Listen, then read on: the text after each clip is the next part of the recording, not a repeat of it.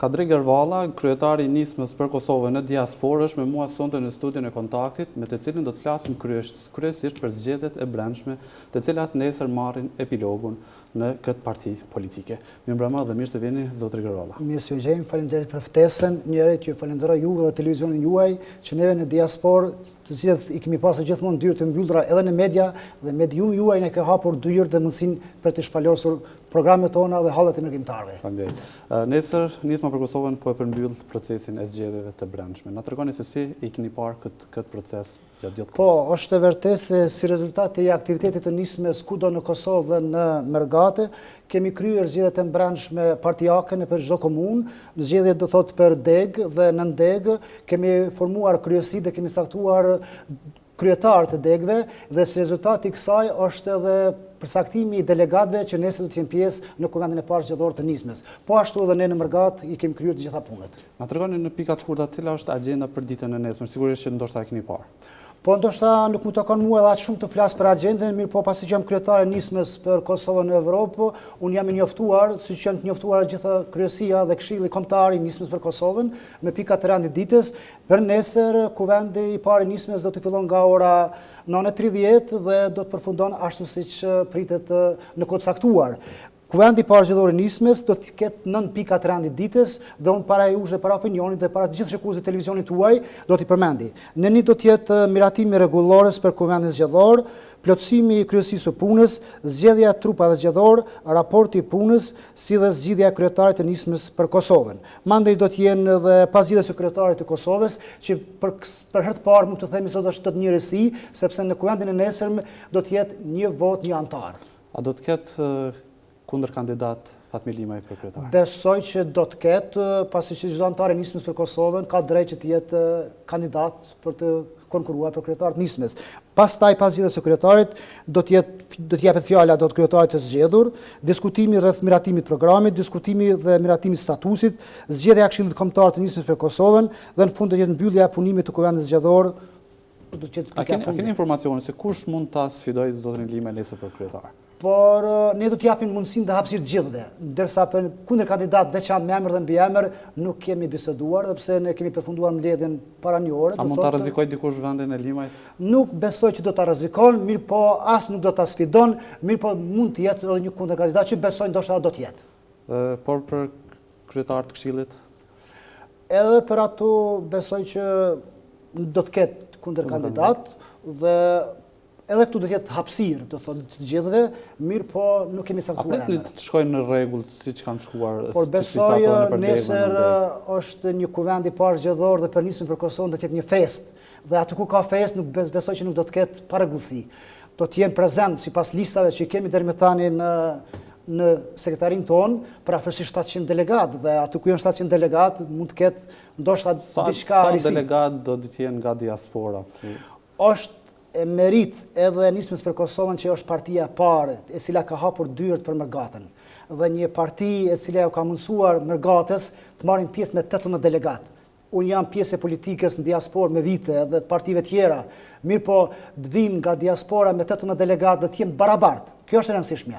Të jem barabartë me gjithë delegatët që janë këtu në Kosovë. Do të sikurse delegatë që vinë nga Gjermania, Belgjika, Italia, sikurse delegatë që do të jenë nga Prizreni, Podujeva, Gilani. Edhe parti tjetra jo kanë hap dyrë, se sigurisht që keni qenë për një kohë gjatë zëdhënës i Partisë Demokratike në Gjermani.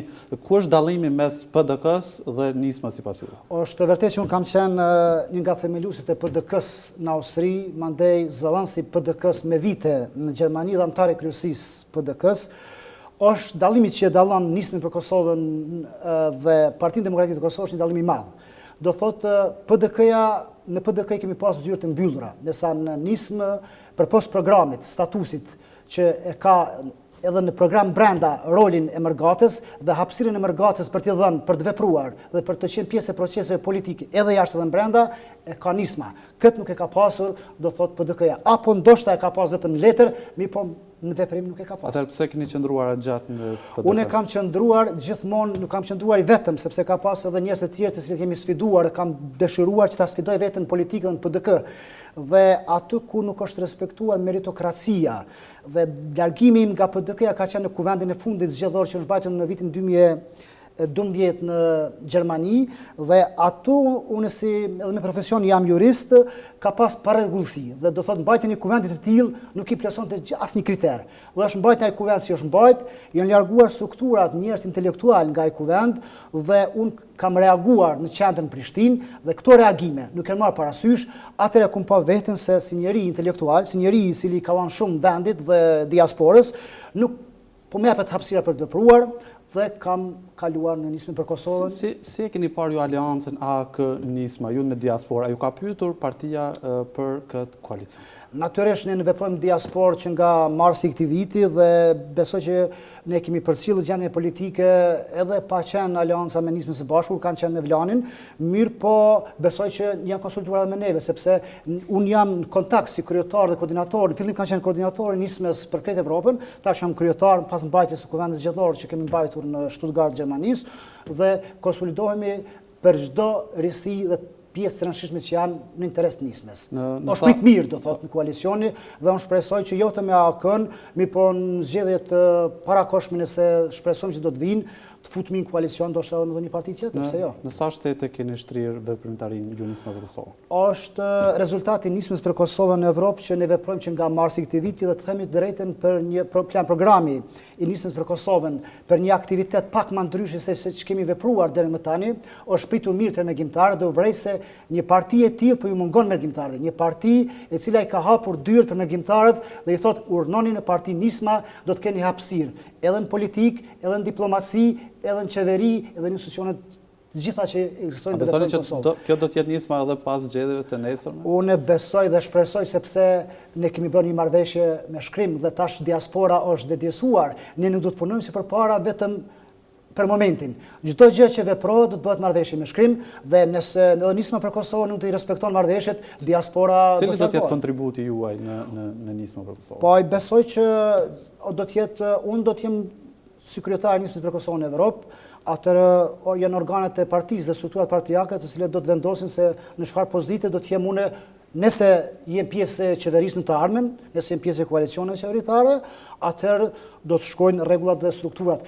Mbetaj borxh ta përmendi do të shtrihen në nismës në Evropë, ne kemi për momentin aktivitetin në 7 shtetet e Evropës, atu ku ka mergjimtar më shumti, duke filluar nga Austria, Italia, Zvicra, Belgjika, Gjermania dhe Suedia. Jem duke punuar edhe me Anglinë dhe me Zvicrën, po mendoj me Sloveninë dhe në të ardhmen shpejt nisma do të fuqizohet. Kuvendin e parë zgjedhor të nismës për Evropë e kemi mbajtur me 7 maj këtij viti, ku kanë marrë pjesë delegat nga të gjithë shtetet e Evropës, kemi zgjedhur një këshill drejtues për këtë Evropën, kemi zgjedhur një kryesi dhe një 18 delegat që nesër do të jenë prezent në kuvendin e parë zgjedhor. Në atë kuvend përpos mysafirëve kam qenë edhe 2 anëtarë të kryesisë të nismës për Kosovën dhe i kam përcjell punimet të kuvendit. Ka qenë një sukses në një kuvend që do të bëhet mend në Gjermani në organizimin e Mërgatës. Dhe një pyetje fundit, si ka parë diaspora gjithë zhvillimet gjatë këtij viti të ndodhura në kuvendin e Kosovës sa i përket demarkacionit dhe asociacionit? Mendoj që diaspora jo vetëm këtë vit, mirë po ne jemi duke i përcjellur gjendjen politike në Kosovë me vite, edhe para luftës dhe mbas luftës.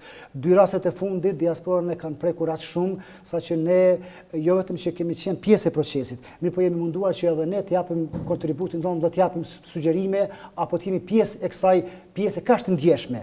Do thotë çështja e kufirit, unë mendoj se këtu do japim fjalën e fundit ekspertët, mirë po duhet të respektohet, siç ka thënë edhe nisma dhe partia jonë, që të respektohet edhe vendimi dhe të marrët vendimi i ekspertëve vendor. Kjo është më e rëndësishme. Sa i përket pjesës së asociacionit në Mitrovicë, unë jam jurist me profesion dhe në drejtësi kur shkelet ligji është absurde të thuhet për shembull se janë shkelur pak ligjet ose 27 nene, në drejtësi s'ka ose po ose jo. Nëse u shkel dhe është kundër kushtetutës, atëherë është kundër kushtetutës dhe besoj që nuk do të formohet ky asociacion nga institucionet e Republikës Kosovës, mund të jetë paralel që ata serbët në veri ta themelojnë vetë, mirë po sa do të jetë funksionale, do të mbetet në stilin e kohës. Ne falenderojmë shumë për intervistën.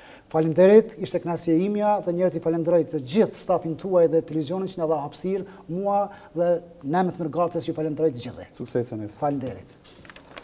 Ne të nderuar shikues, shkëputemi për pak qaste me një blok të reklamave dhe rikthehemi sërish me pjesën e dytë të emisionit Kontakt.